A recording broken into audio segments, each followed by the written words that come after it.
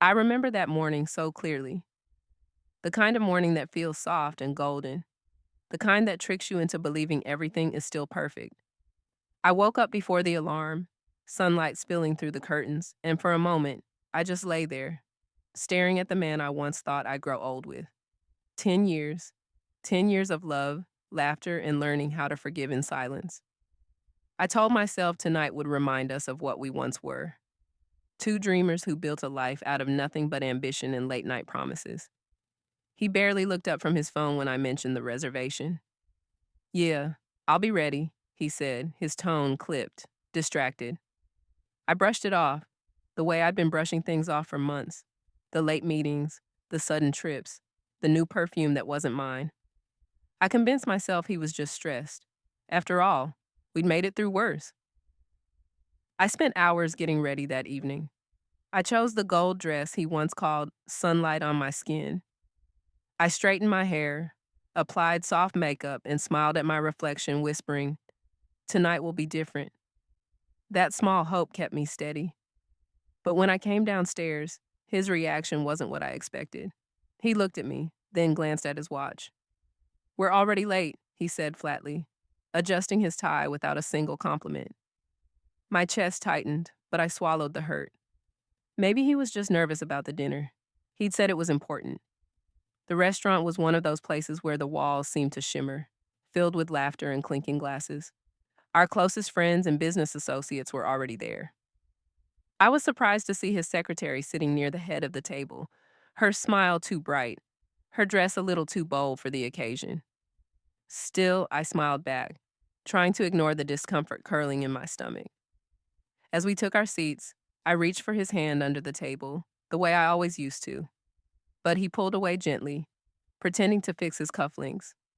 That tiny gesture said everything my heart had been too afraid to hear. Something was wrong. I just didn't know yet that tonight, our anniversary dinner, wasn't about celebrating us. It was about ending me. The moment the waiter poured the champagne, I felt something shift in the air, like the calm before a storm no one else could sense but me. My husband stood up, tapping his glass with a fork, that familiar confident smile stretching across his face. Everyone quieted, waiting for one of his charming speeches. For a moment, I relaxed, thinking maybe I had been wrong. Maybe he did remember. Maybe this was his way of surprising me.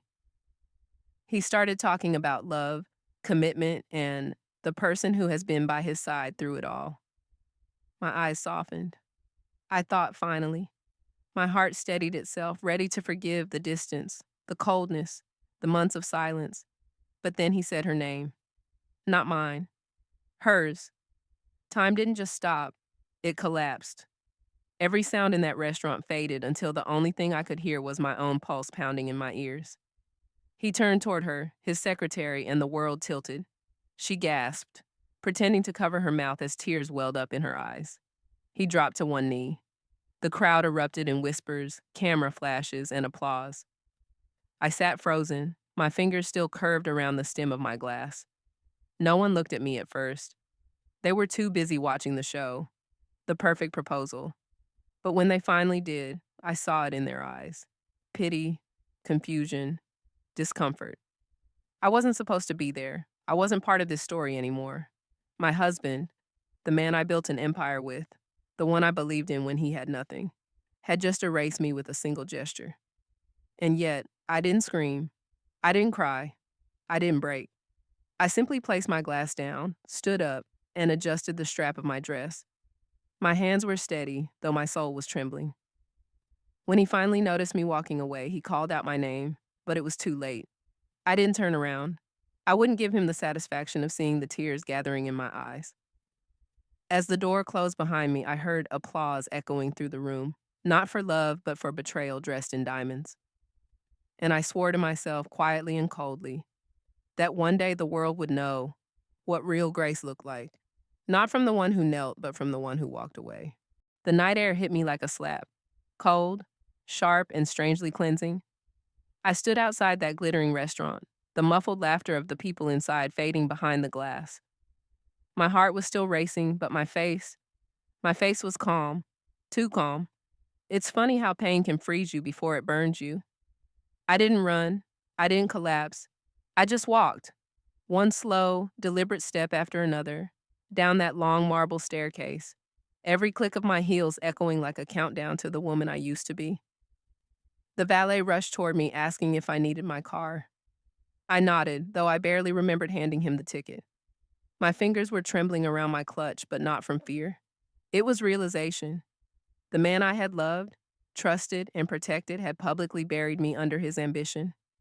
And yet, as I looked up at the city skyline, glowing against the night, I whispered to myself, "You're still standing."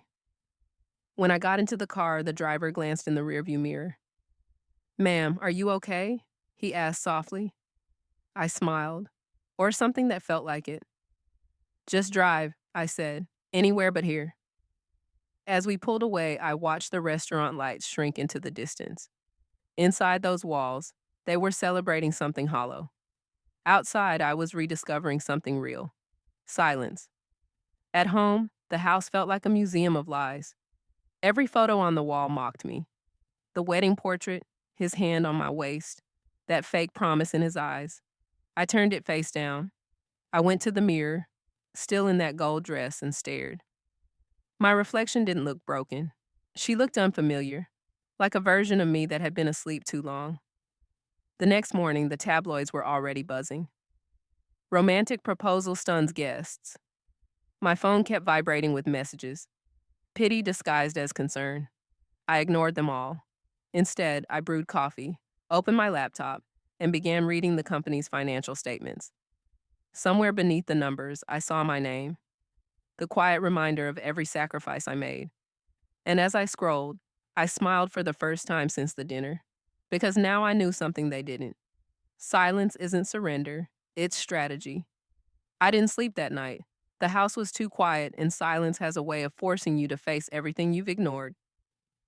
I sat at the kitchen counter, laptop open, scrolling through years of business records, the company we built from scratch, the one that had consumed every piece of my life. The more I read, the clearer it became. The empire he flaunted in his name was standing on foundations I had laid. Every signature, every approval, every deal, all tied back to me. And then, tucked between old files, I found it: the transfer deed. His lawyer had filed it years ago, when he was too deep in debt to keep his own name clean. All the company's major shares were in mine. I wasn't just his wife. I was the silent owner of everything he believed was his. For a long time, I just stared at the document, my pulse steady, my lips curling into a slow, controlled smile. The world had watched him humiliate me, but they didn't know. The moment he knelt for another woman, he'd already fallen to his knees in a much bigger way. By sunrise, I'd made my decision. Revenge wasn't what I wanted. No, I wanted clarity, and justice delivered in silence. I called an old friend, Denise, a lawyer who'd seen me through my early years in business. When she heard what happened, her voice trembled with anger. "You could ruin him with a single press release," she said. I took a slow sip of coffee and replied, "No, I'll let him ruin himself. I just need to hold up the mirror." We spent the next few days carefully preparing. I reviewed every asset, every contract, every account. I made sure the board was aware of the original ownership transfer. Quietly, strategically. I didn't have to shout or make threats. The truth was already powerful enough. Each night, as I closed another file, I felt lighter, as if every betrayal had turned into a brick in the fortress I was now building. I wasn't planning chaos. I was planning freedom, because sometimes the best revenge isn't destruction. It's walking into the fire knowing you can't burn anymore.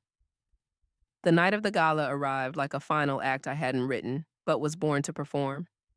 The hotel ballroom glimmered with chandeliers, laughter, and the sound of shallow congratulations.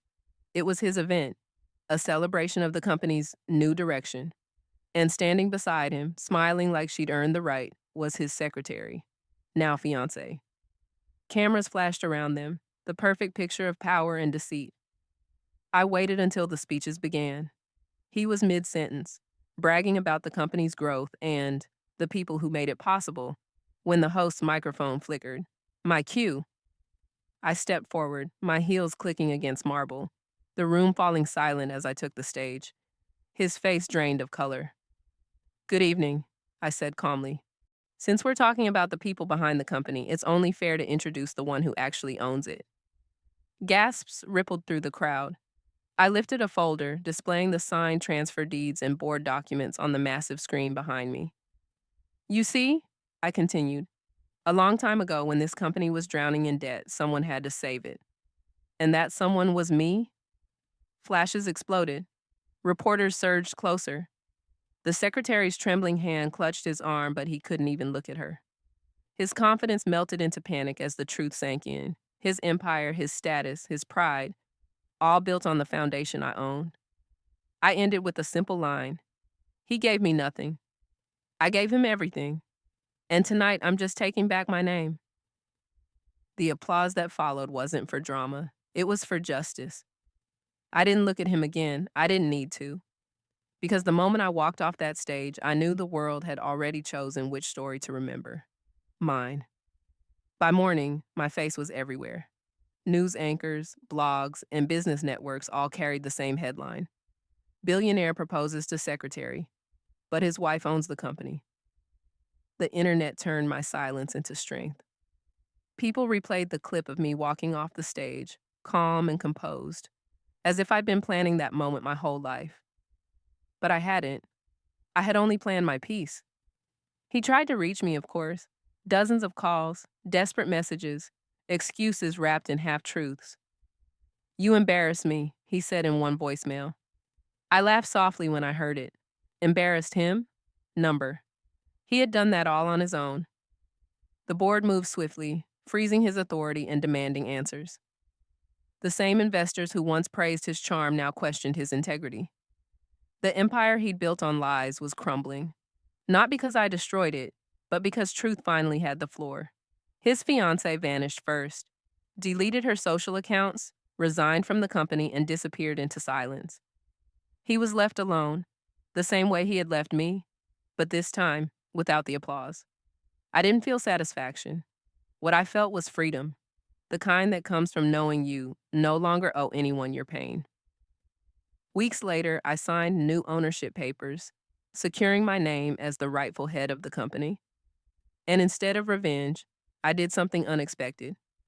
I donated part of the profits to fund scholarships for women rebuilding their lives after betrayal. It wasn't about punishing him anymore. It was about rewriting what power looked like. Because I'd learned something the hard way. A man's downfall isn't measured by what he loses, but by what a woman finally decides she no longer wants to carry. Months passed, and life felt still, not empty, just quiet, like the pause after a long storm.